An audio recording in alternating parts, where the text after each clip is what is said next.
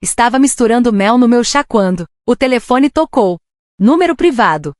Quase deixei cair o celular na caixa de correio. Mas algo me fez atender. Senhorita Hartley, disse uma voz masculina. Aqui é o Kyle, da Everest Mortgage. Só estou acompanhando a situação da propriedade na 16ª Avenida. Eu pisquei. Desculpa, que propriedade? O silêncio do outro lado se alongou. A casa que está co-anunciada com Marissa Hartley. Meu coração disparou. Marissa, minha irmã. Afastei o celular do ouvido. Verifiquei o registro de chamadas. O número. Data. Hora. Tudo. Isso não era um golpe. Sussurrei, deve haver algum engano. Eu não tenho nenhuma casa. Ele leu o endereço. O nome da rua soava vagamente familiar. Então me ocorreu. Era a casa que Marissa mostrou no último dia de ação de graças. Aquela que ela disse, que o tio do namorado ajudou a financiar. O cara do telefone continuava falando. Algo sobre multas por atraso e risco de crédito. Mas eu parei de ouvir. Minhas mãos ficaram frias. Eu não tinha assinado nada. Nem sequer tinha estado lá. Quando a ligação terminou, fiquei sentada na sala, encarando o vazio. Repassando cada jantar em família. Cada comentário solto. Será que eu tinha concordado com algo? Não, nunca. Mas então lembrei de uma coisa. Em março, no aniversário do meu pai. Deixei minha bolsa na cozinha, enquanto arrumava a mesa. Dentro dela, minha pasta de impostos. Meu formulário de assinaturas. Eles não fariam isso. Não poderiam. Mas no fundo, eu já sabia. Eles fariam. Na manhã seguinte, fui até Everest Mortgage. Usando meus saltos de trabalho, e minha expressão mais calma. Atrás de um vidro, uma mulher simpática chamada Lassie abriu o dossiê. Sim, você está listada como comutuarista, assinado e datado em 18 de março. Essa é a sua assinatura, certo? Ela virou o monitor para mim. Meu nome estava lá. Inclinadinho, preciso, quase perfeito. Mas não perfeito o suficiente. O Y estava alto demais. E esqueceram que eu não abrevio o meu nome do meio em documentos legais. Era uma falsificação. Muito bem feita. Provavelmente escaneada, de algum outro papel que eu assinei numa vida passada. Perguntei, posso ver o arquivo completo? Ela hesitou. Está emprestado, mas sim. Levei 20 minutos e um bloco de notas, para juntar os pedaços da história. A casa foi comprada no nome da Marissa. Mas a hipoteca incluía um consignatário, eu. Adicionado depois, com documentos extras. Um notário assinou tudo. Nome estranho, Reginald Sharp. Tirei foto do documento. Do carimbo do notário, da data. Então fiz a pergunta que me virou do avesso. Quanto falta pagar no empréstimo? Lassie olhou a tela. 462.021 centavos. Minha garganta travou. Saí daquele escritório em poucos dias. Meu nome não estava só no papel. Estava preso. E de repente, todos aqueles jantares em família, os aniversários que eu banquei, a culpa que sentia por não visitar mais. Não eram memórias. Eram parte de uma armadilha. Fui direto para a casa dos meus pais. Mamãe estava no jardim, podando rosas com luvas, toda cuidadosa e teatral. Evelyn, disse ela surpresa. Devia ter ligado antes. Eu não sorri. Podemos conversar? Ela me levou até a cozinha. Serviu chá doce como se fosse só mais um dia. Eu não me sentei. Eu sei da hipoteca. Não assinei nada, mas meu nome está emprestado. Ela piscou. E depois riu, de verdade. Ah, querida, é só papelada. Ele é ótimo com finanças. Você teria feito isso de qualquer forma. Meu coração batia forte. Você falsificou a minha assinatura. Ela não negou. Só inclinou a cabeça. Você deixou os seus papéis ali naquele dia. Pensei, qual a diferença? Você sempre ajuda a família. Foi aí que meu pai entrou, arrastando os pés e coçando o pescoço. Tua irmã só precisava de um empurrãozinho. Só isso. Você ganha mais que ela. Virei para ele. Isso é ilegal. Ele desviou o olhar. E então, Marissa desceu as escadas. De calça de yoga, maquiagem impecável, com um copo de café com leite de aveia. Ela nem se incomodou. Só deu um gole. Pensei que você tinha dito que estava tudo bem. Disse ela, dando de ombros. Não me diga que vai voltar atrás na sua palavra. Fiquei olhando para ela. Nunca te dei a minha palavra. Marissa sorriu, como se estivesse assistindo a uma sitcom. Então por que é tão fácil te usar? O escritório dela ficava entre uma lavanderia e um salão de manicure. Sem placa chamativa. Apenas uma plaquinha de bronze discreta. Henry Calavai, direito de propriedade. Ele parecia o tio aposentado de alguém. Mangas abotoadas, óculos grossos, gravata fora de moda. Entre, senhora, Hartley, disse ele, me acenando com a mão. A senhora disse que seu nome foi incluído numa hipoteca sem consentimento. Assenti com a cabeça. Deslizei os documentos sobre a mesa. Henry leu devagar, cantarolando baixinho, como se resolvesse palavras cruzadas. Depois de uma longa pausa, ele disse, você não é a primeira. Mas talvez seja a mais esperta a chegar antes que a casa afunde. Fiquei em silêncio. Ele se recostou na cadeira. Me diga o que quer, senhorita Hartley. Quer que eles sejam presos, ou quer controle? Olhei para o teto. Pensei no sorriso presunçoso da Marissa, no encolher de ombros da minha mãe, no silêncio do meu pai. Controle, respondi. Ele sorriu. Não foi um sorriso caloroso, foi um sorriso de quem entende. Então vai precisar de paciência. E de documentação. A gente não grita. A gente se posiciona. Você não está aqui por vingança. Está aqui para recuperar o terreno que construíram nas suas costas. Foi a primeira vez que alguém disse algo que eu mesma não conseguia dizer. Eu não fui arrastada por engano. Eles contavam com a minha lealdade. Achavam que eu não reagiria. Henry empurrou um bloco de notas pela mesa. Vamos começar. O plano não era barulhento. Sem brigas, sem gritos, sem escândalos. Começou com papelada. A mesma arma que usaram contra mim. Henry entrou com um pedido formal. Retirada da escritura de cessão de direitos. Mas só depois que rastreamos tudo no título da propriedade. Foi aí que descobrimos algo curioso. O empréstimo não tinha sido vendido. O banco ainda segurava a dívida. E a paciência deles estava no fim. Isso os tornava negociáveis. Com o Henry orientando cada passo. Abri um fundo privado, Granite ao LLC. Fizemos uma proposta ao banco. Comprar a hipoteca por um valor reduzido, em dinheiro. Sem barulho. Sem manchetes. Sem nomes. Apenas um fechamento limpo. 2 semanas depois, o banco aceitou. De repente. A dívida era minha. Mas a casa? Ainda não. No papel, a Granite LLC era só mais uma empresa de investimentos. Para minha família, nada parecia diferente. Mas, na realidade, a armadilha já estava armada. Marissa perdeu 2 pagamentos. Ela nem sabia que o empréstimo tinha sido transferido. Muito menos que a nova credora. Era eu. Henry revisou o documento final. Tocou na linha de assinatura. Quer usar outro nome? Balancei a cabeça. Não.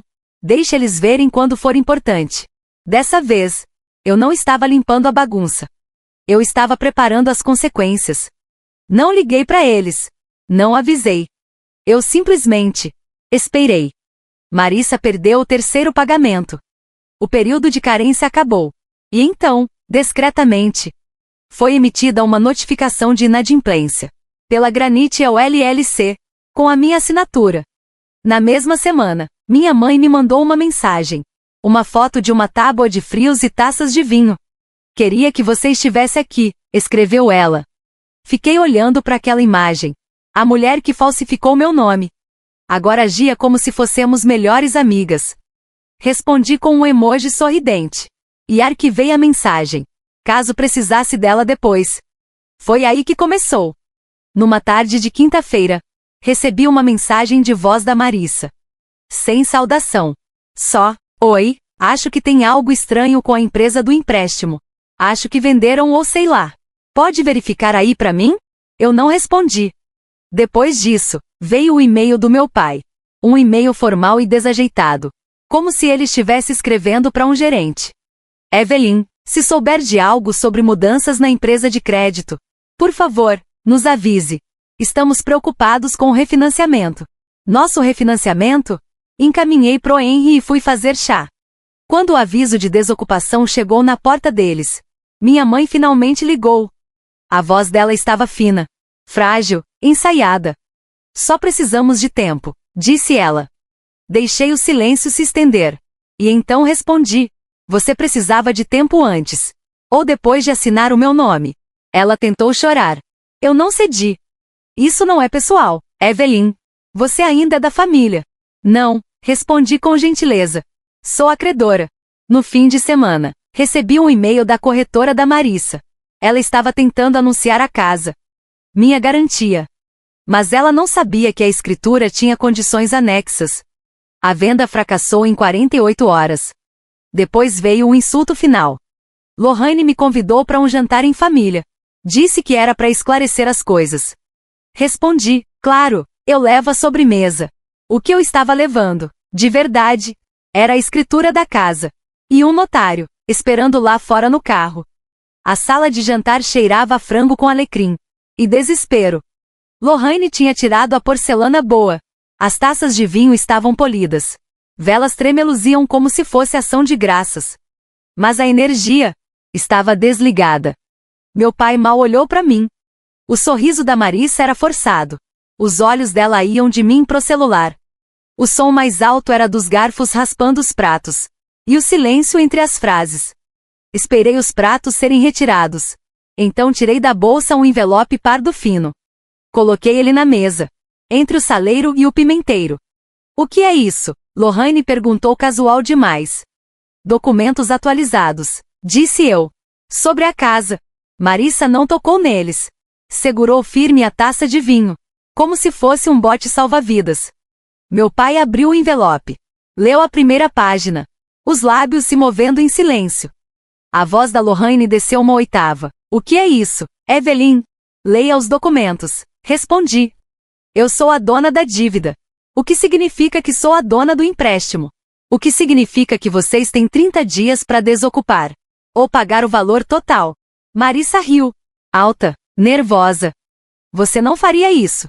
Você não pode. Olhei direto nos olhos dela. Eu já fiz.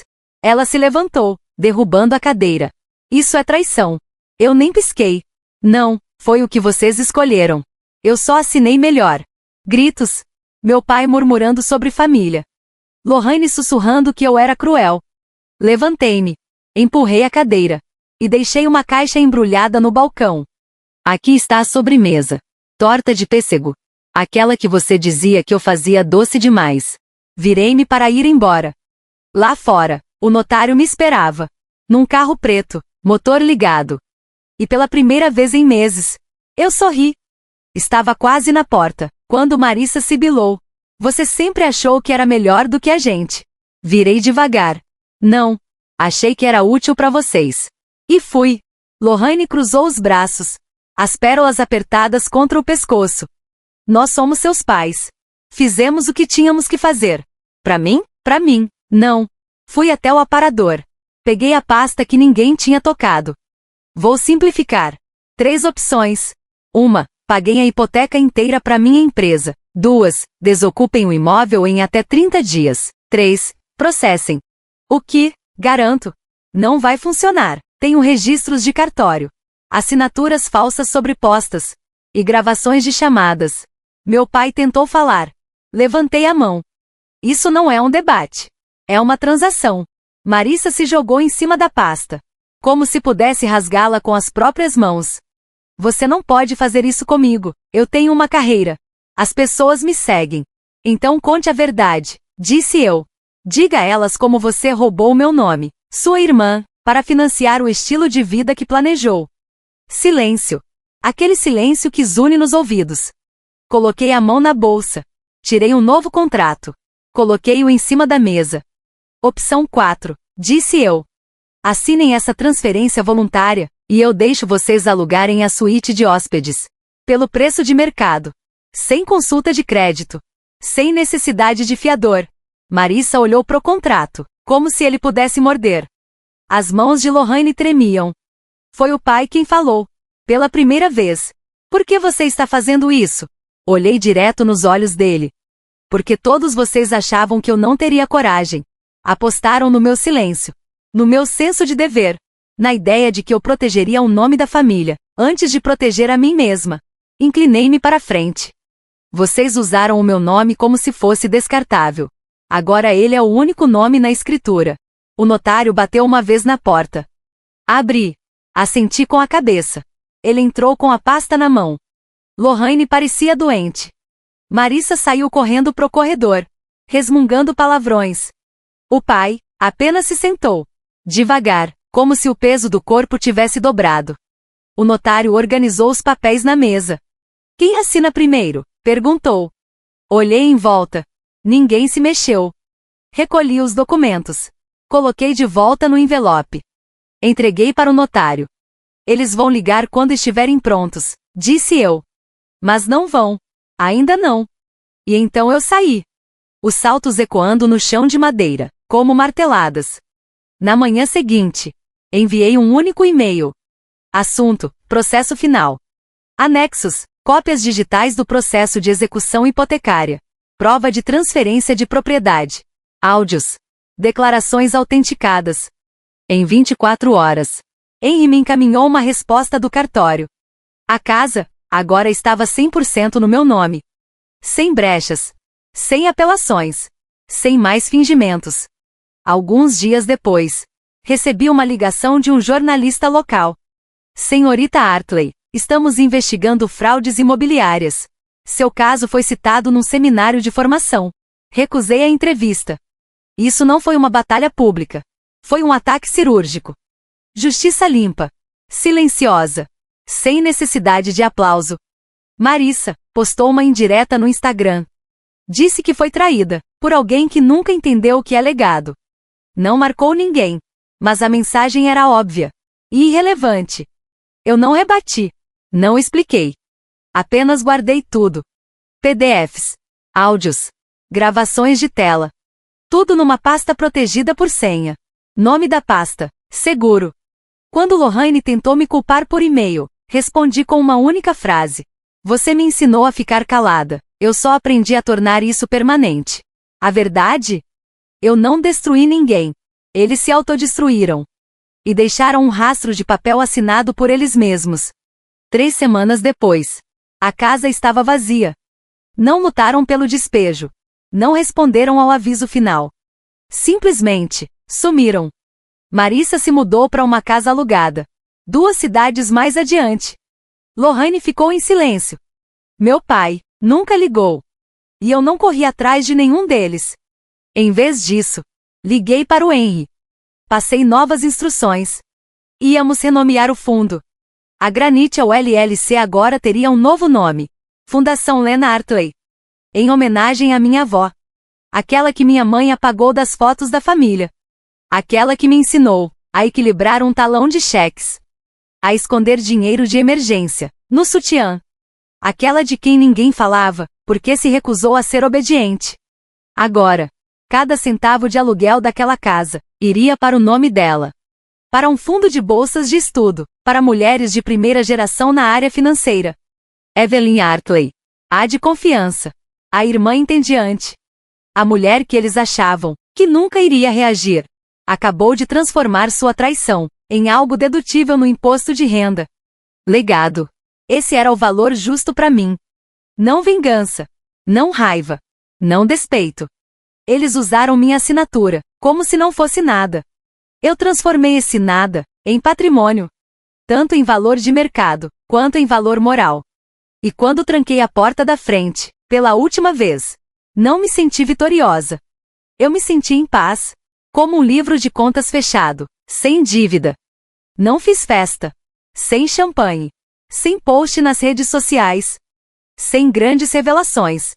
Em vez disso, me mudei para uma casa menor. Num bairro calmo. Precisava de reforma. Nada demais. Mas era meu. Plantei manjericão no parapeito da janela. Comecei a caminhar antes do jantar. Caminhadas longas, silenciosas. Leio contratos por diversão. Dormi a noite inteira. Um dia, enquanto limpava caixas velhas, encontrei um cartão de aniversário. 5 anos atrás. Sem assinatura. Sem recado. Sem letra. Só uma frase genérica da Hallmark. Orgulho da pessoa que você se tornou. Eu ri. Não porque fosse engraçado. Mas porque fazia sentido. Sempre foi assim. Amor superficial. Sabotagem silenciosa.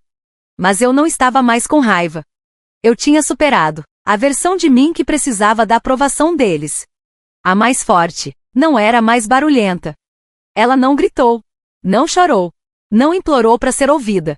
Ela leu as letras miúdas. Ela conhecia os termos. E quando chegou a hora, ela assinou seu nome. E foi embora. Eu não me tornei cruel.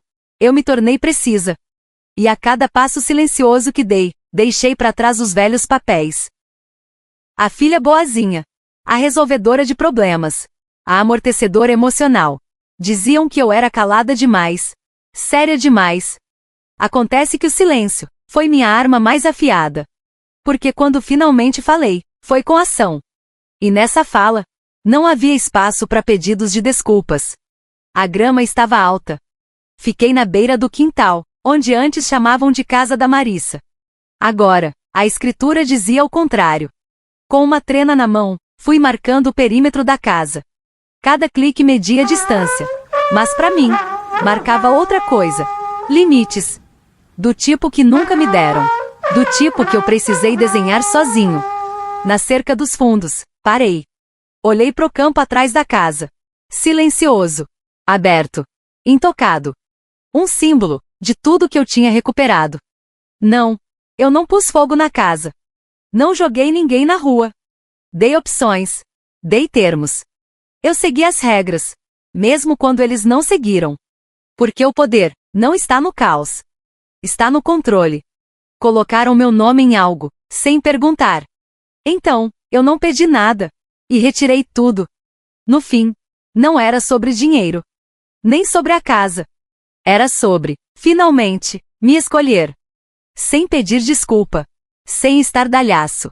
Sem precisar que eles entendessem. Voltei para a rua. Com as chaves na mão. A luz do sol cortava o gramado. E no silêncio, eu ouvi. Nem perdão. Nem arrependimento.